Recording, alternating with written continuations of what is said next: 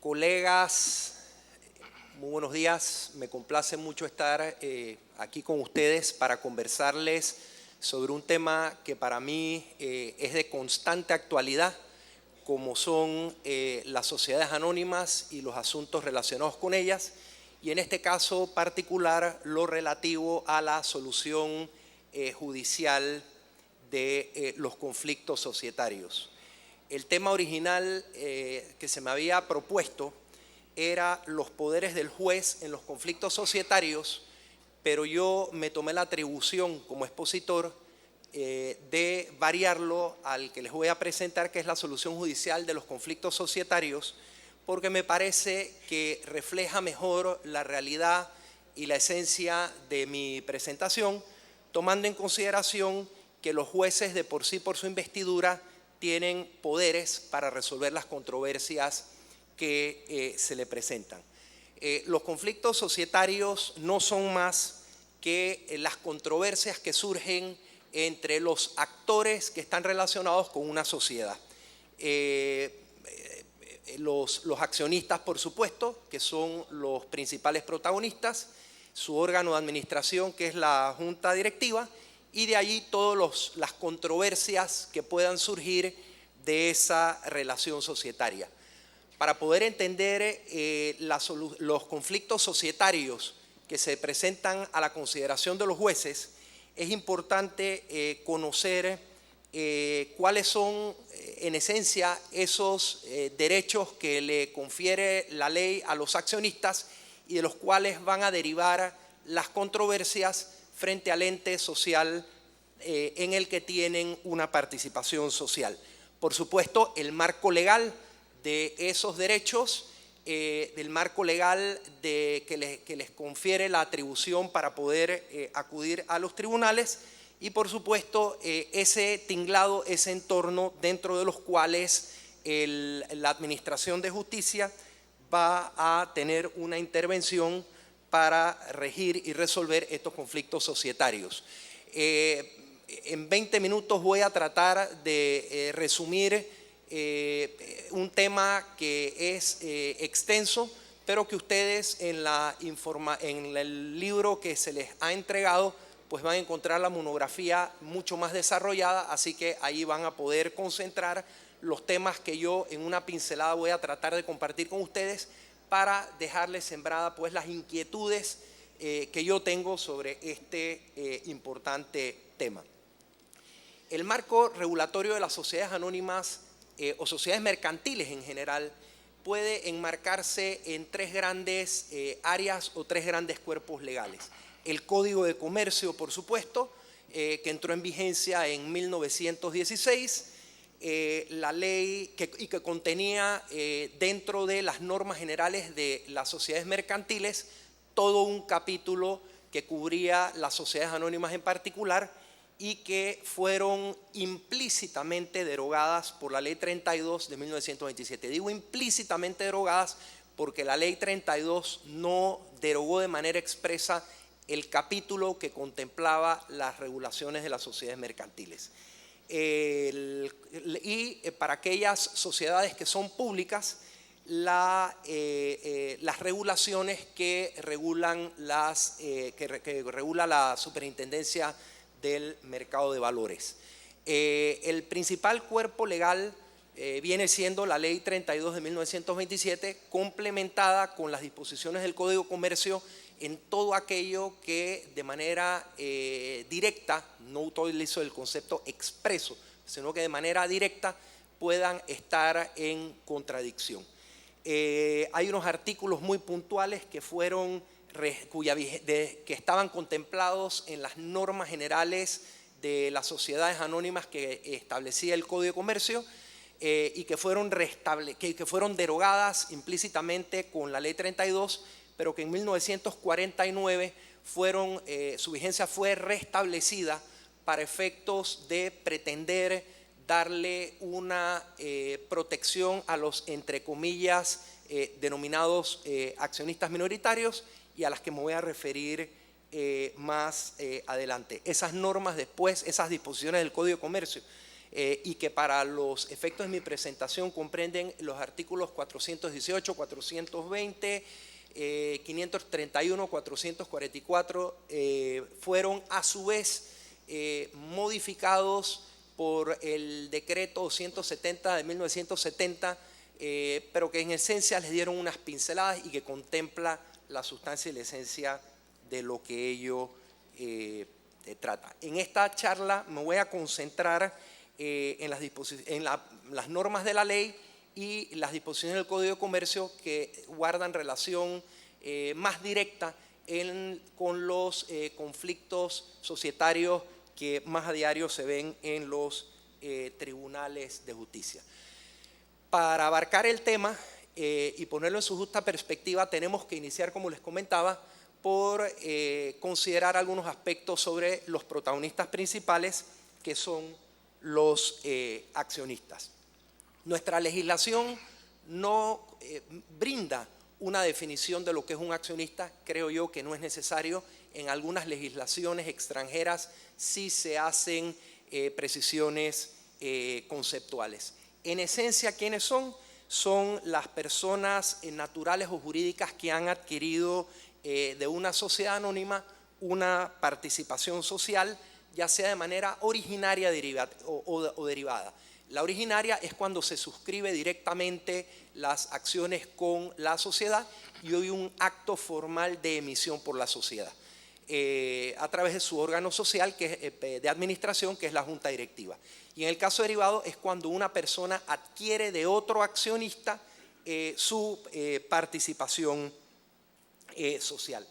El artículo 36 de la ley 32 de 1927 establece que la sociedad estará obligada a tener en su oficina en la República o en cualquier otro lugar que el pacto social o los estatutos determinen un libro que se llamará Registro de Acciones, en el que se anotarán, salvo en el caso de acciones emitidas al portador, los nombres de todas las personas que son accionistas de la compañía por orden alfabético, con indicación del lugar de su domicilio, el número de acciones que a cada uno de ellos les corresponde, la fecha de adquisición y la suma pagada por ellas, o que las acciones son totalmente pagadas y liberadas.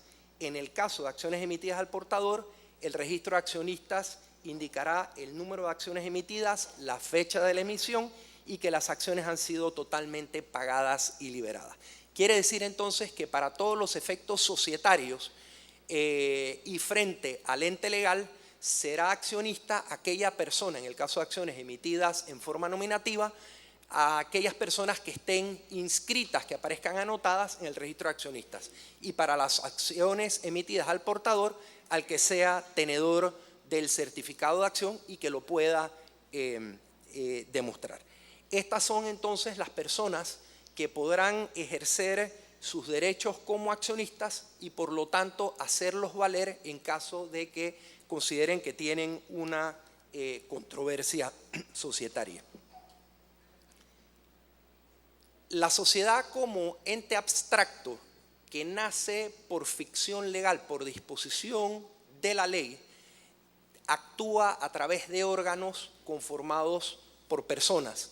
Es a través de estas personas que la sociedad anónima se proyecta en sus relaciones jurídicas al adquirir derechos y al contraer obligaciones bajo las mismas condiciones como cualquier persona natural. Los principales órganos de la sociedad por ley son la Asamblea de Accionistas y la Junta Directiva. La ley permite que se puedan crear otros órganos dentro de la estructura societaria, pero esos tienen que ser desarrollados en el pacto social. Para los efectos de esta charla, los órganos que a nosotros nos interesan son la Asamblea de Accionistas y la Junta Directiva, porque es producto de las relaciones entre estos órganos y sus miembros que pueden derivar conflictos que sean sometidos a la consideración del juez. La Asamblea de Accionistas. La Asamblea de Accionistas, por definición, como vamos a ver ahora, es el máximo órgano de la sociedad. Es un cuerpo colegiado, aglutina a los propietarios de la sociedad en atención a su participación social. El artículo 417 del Código de Comercio, en su primer párrafo, dice de manera expresa que la Asamblea General de Accionistas constituye el poder supremo de la sociedad. Dentro de ese órgano colegiado, como unidad, como ente supremo, las decisiones se van a tomar por mayoría de votos y, salvo disposición en contrario, como vamos a ver más adelante, la ley establece una acción, un voto. Sin embargo, no todos los accionistas tienen la misma condición, la misma situación o el mismo estatus, porque la ley permite que en el pacto social se establezcan diferentes clases, tipos, modalidades de acciones con diferentes derechos. El artículo 20 de la Ley 32 establece que la sociedad tendrá facultad para crear y emitir una o más clases de acciones con las designaciones, preferencias, privilegios, facultad de voto, lo subrayo, facultad de voto, restricciones o requisitos y otros derechos que su pacto social determine, y con sujeción a los derechos de redención que se haya reservado la sociedad en el pacto social. De ahí vemos entonces que pudiera ocurrir que no todos los accionistas individualmente considerados tienen la misma condición o calidad. Como complemento de ese artículo 20, el 23, también de la Ley 32, establece que todas las acciones de una clase, ya sean con valor nominal o sin valor nominal, serán iguales a las acciones de esa misma clase, con sujeción, no obstante, a las designaciones, preferencias, privilegios, facultades de voto, restricciones o requisitos conferidos o impuestos con respecto a esa clase de acciones. Vemos entonces que incluso en caso de haber varias clases de acciones dentro de los tenedores o entre los tenedores de esas mismas clases de acciones, pudiera ocurrir que hay variedad de condiciones o de circunstancias.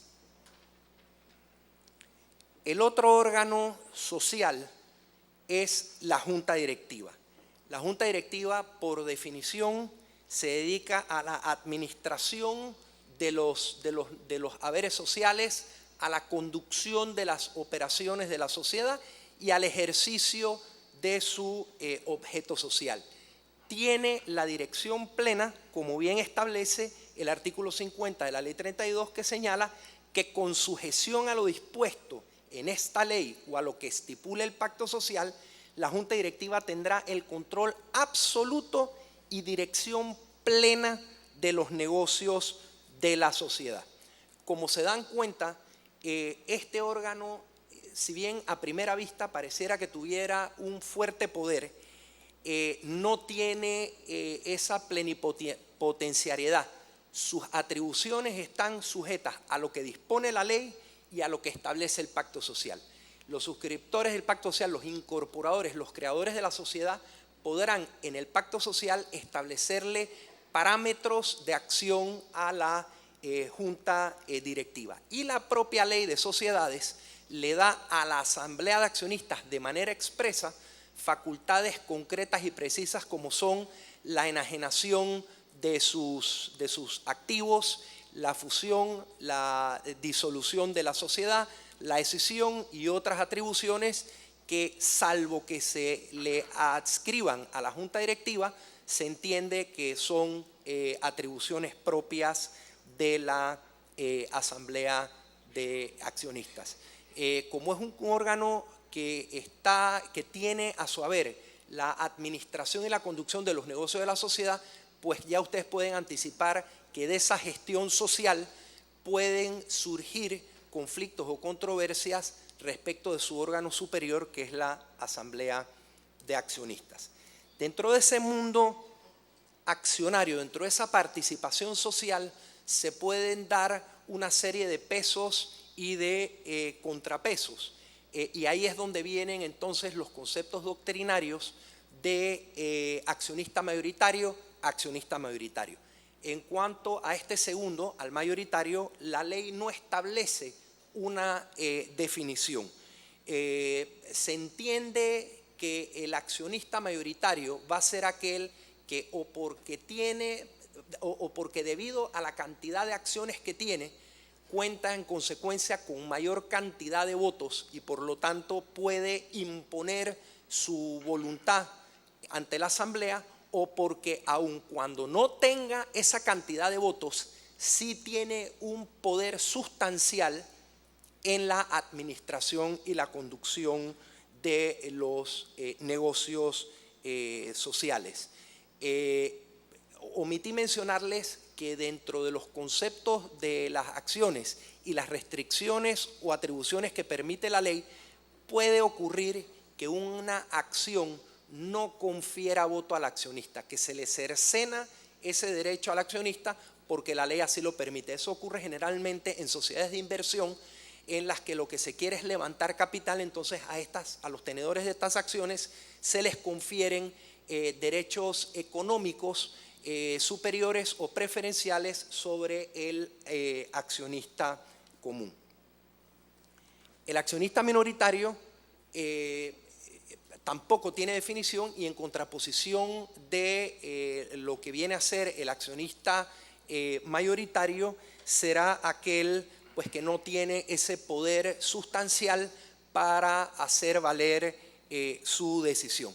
Eso da como resultado que la igualdad de derechos de una acción por un voto en la teoría da ese plano de igualdad, pero que al final del camino será la participación social o el poder sustancial que pueda tener un accionista para hacer valer su peso.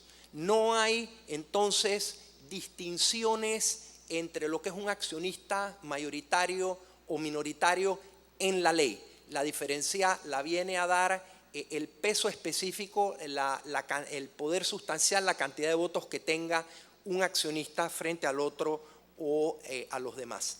Contrario a lo que sucede en otras legislaciones, en Panamá no existe una protección especial para las minorías. En muchas jurisdicciones de Latinoamérica, las leyes societarias o los códigos de comercio contemplan artículos que de manera concreta le dan a esos accionistas minoritarios una protección particular, como por ejemplo el retiro de la sociedad y la obligación para que ésta compre las participaciones sociales. Eso en Panamá no se da. Entonces, la protección de esos, entre comillas, accionistas minoritarios, entiéndase aquel accionista que no tiene la capacidad de poder ejercer un peso específico en la toma de decisiones, pues tendrá que acudir a las disposiciones que yo rápidamente voy a comentar con ustedes como objeto de esta presentación, y me circunscribo a esas disposiciones porque son de las cuales más derivan controversias societarias. Los derechos de los accionistas en general no están tipificados en una norma, están diseminados en una pluralidad de cuerpos legales, Código de Comercio, Ley de Sociedades, en fin,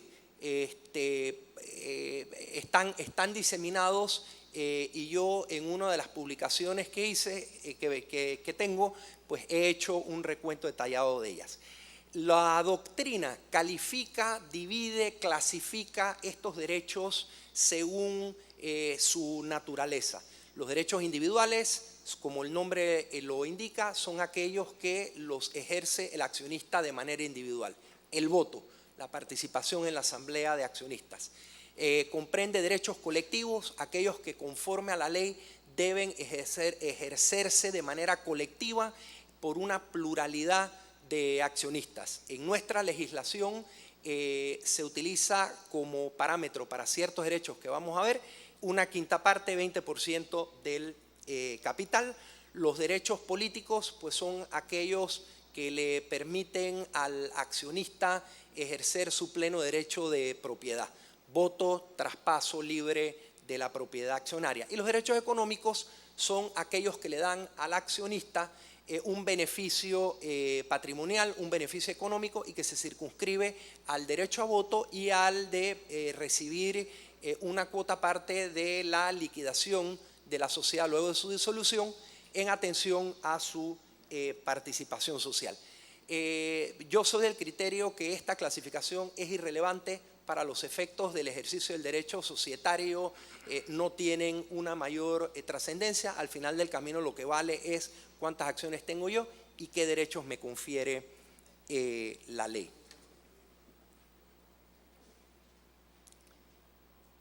El artículo 2 de la ley 32 en su numeral 5, como complemento de lo que ya habíamos visto y en lo relativo a los derechos de los accionistas, establece que en el pacto social se tendrá que señalar el número de cada clase y las designaciones, preferencias, privilegios y derechos de voto y las restricciones o requisitos de las acciones de cada clase o la estipulación de que dichas designaciones, preferencias, privilegios y derechos de voto o las restricciones y otros requisitos podrán ser determinados por resolución de la mayoría de los accionistas interesados o por resolución de la mayoría de los directores.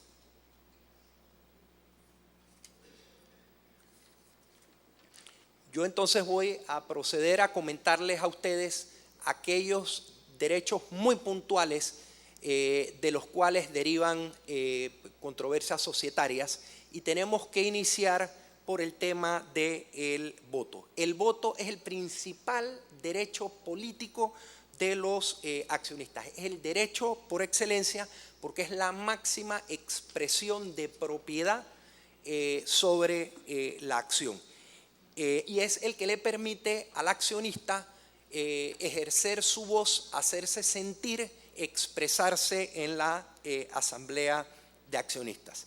El artículo 45 de la ley 32 señala que si el pacto social no dispone otra cosa, todo accionista tiene derecho a un voto en las juntas de accionistas por cada acción registrada a su nombre, cualquiera sea la clase de dicha acción. Ustedes se dan cuenta entonces que de este artículo deriva que el ejercicio, el derecho al voto es un derecho que se basa en la proporcionalidad. Quien tenga más acciones es el que va a poder hacer valer las decisiones mayoritarias en las asambleas de accionistas. Ese derecho puede ser, como les había comentado, cercenado por disposición de la ley y así deriva del artículo 34 de la ley que dice que podrán estipularse en el pacto social que los tenedores de cualquier clase determinada de acciones no tendrán derecho de votación o podrán restringirse o definirse ese derecho con respecto a las distintas clases de acciones. En la asamblea de accionistas, entonces, salvo que el pacto social no disponga otra cosa, las decisiones se adoptan por mayoría de votos. Sin embargo, es importante señalar que el artículo 417 del Código de Comercio, en su segundo párrafo, establece cierta restricción a ese poder omnímono que tiene la Asamblea de Accionistas. Dice ese párrafo que en ningún caso podrá, por un voto de la mayoría, privar a los accionistas de sus derechos adquiridos ni imponerles, salvo lo dispuesto en el presente código, un acuerdo cualquiera que contradijere los estatutos.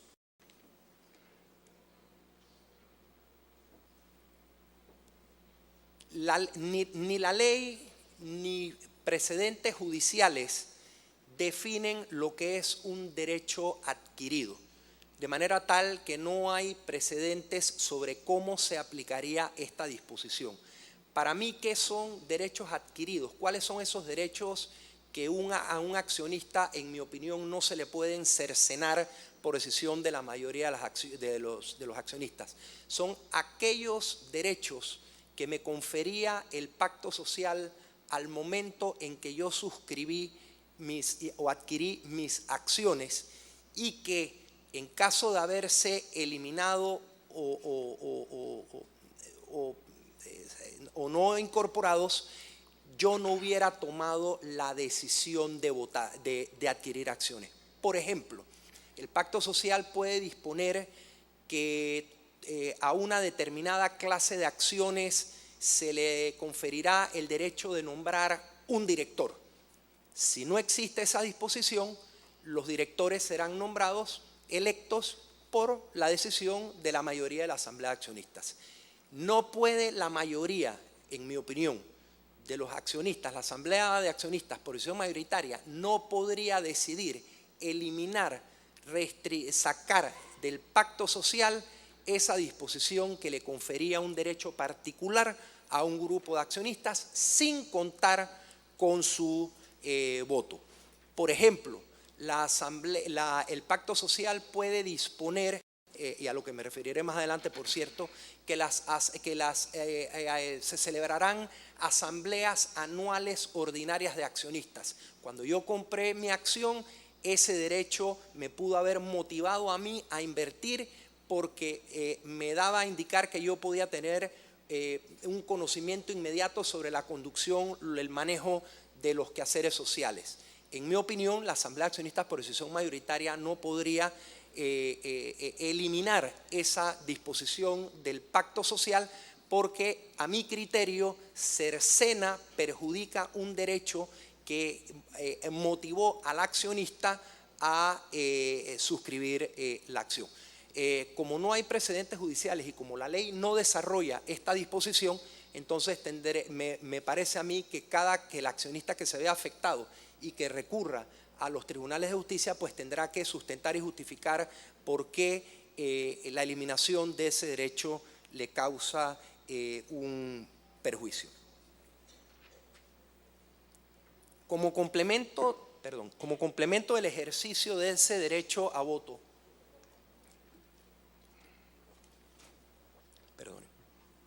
está por supuesto el foro donde yo voy a hacerme sentir, y es la Asamblea de Accionistas.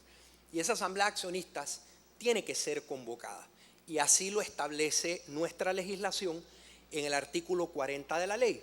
Siempre que de acuerdo con las disposiciones de esta ley sea necesaria la aprobación o autorización de los accionistas, la citación para reunión de junta de accionistas se hará por escrito y a nombre del presidente, vicepresidente, secretario o subsecretario o de cualquier otra persona o personas autorizadas para este efecto por el pacto social o los estatutos. La citación indicará el objeto u objetos para los cuales se convoque la junta, el lugar y hora de la celebración. Como complemento de ese artículo, el artículo 42 también de la ley 32 señala que la citación se hará con la antelación y de la manera que disponga el pacto social o los estatutos. Pero si estos no dispusieran otra cosa, se hará mediante entrega personal o por correo de la citación a cada accionista registrado y con derecho a voto, no menos de 10 días ni más de 60 antes de la fecha de la junta. Si la sociedad ha emitido acciones al portador, la citación se publicará de acuerdo con lo que el pacto social o los estatutos dispongan. Esta última oración causa problemas cuando en el pacto social no se ha establecido el mecanismo para la notificación o la citación de los accionistas. Como ustedes se dan cuenta, estas disposiciones pretenden otorgarle a los accionistas la protección, el derecho de ser citados con la debida antelación, de manera tal que aun cuando ellos sean minoría y aun cuando los accionistas de control puedan contar desde el inicio con los votos para aprobar las resoluciones que a bien tengan, ellos no pueden presumir que por tener esa mayoría pueden pasar por alto el derecho de convocatoria previa, porque ese es el foro, esa es la instancia en que el accionista individualmente considerado va a poder cuestionar, va a poder hacerse sentir. Les adelanto que la ley, contrario a lo que sucede y requiere otras legislaciones foráneas, no prevé la celebración de asambleas ordinarias de accionistas. Como ustedes ven en la letra del artículo 40, la primera oración inicia indicando que siempre que de acuerdo con las disposiciones tales sea necesaria la aprobación o autorización de los accionistas. O sea, no nos refiere a un requerimiento ordinario de la celebración. Entonces las asambleas de accionistas podrán tener lugar por la vía de excepción. Cuando se requiera aprobar algo, entonces se hace la convocatoria. La única excepción que prevé la ley para prescindir de la celebración de las asambleas de accionistas es cuando se encuentran representadas en dicha asamblea la totalidad de las acciones emitidas y en circulación, en cuyo caso hay una disposición de la ley que permite que en ese momento los accionistas renuncien de manera expresa a ese derecho. Como la ley no manda la celebración de asambleas ordinarias de accionistas, puede suceder, como en efecto ocurre, que en muchas ocasiones los accionistas nunca se vean la cara.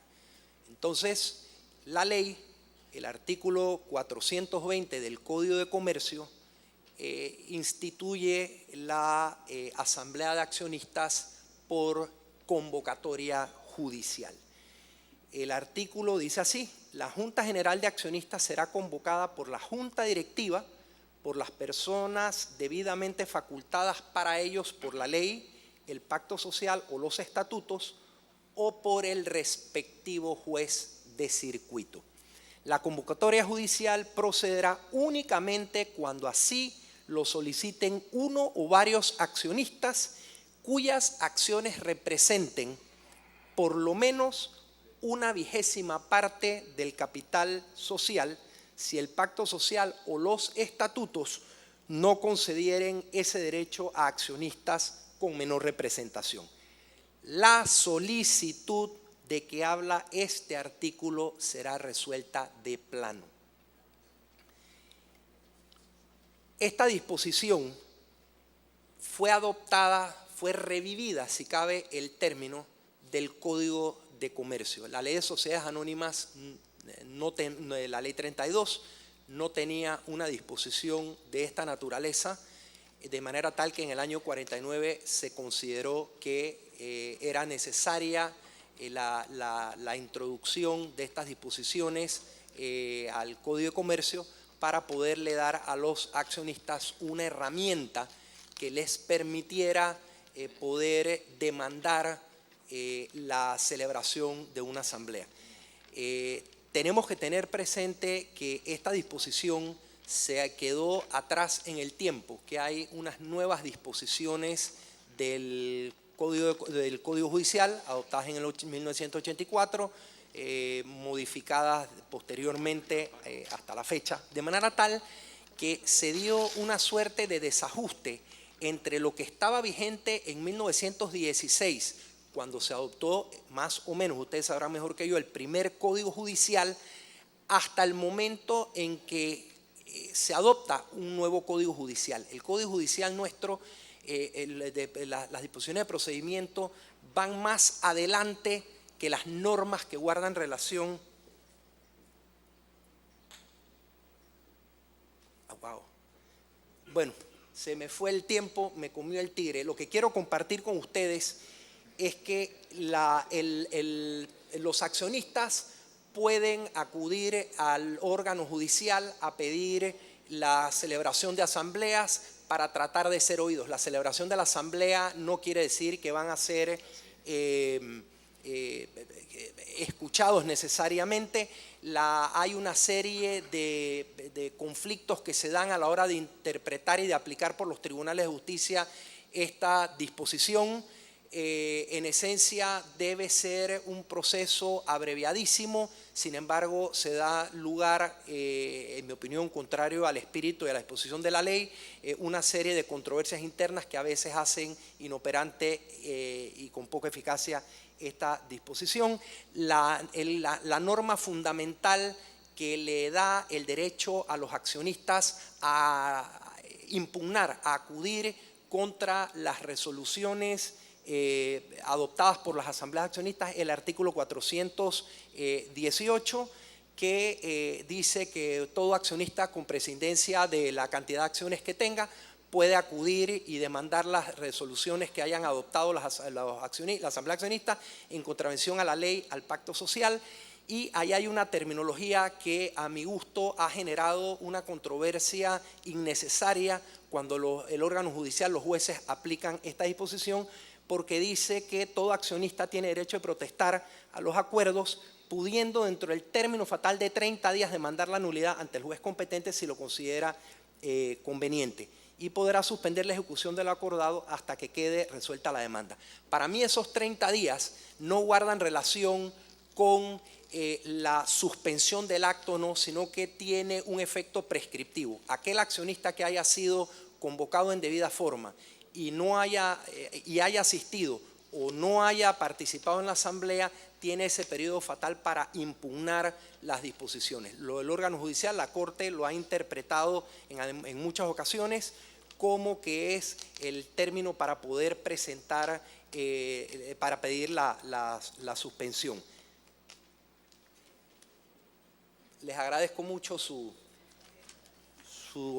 tiempo. Gracias.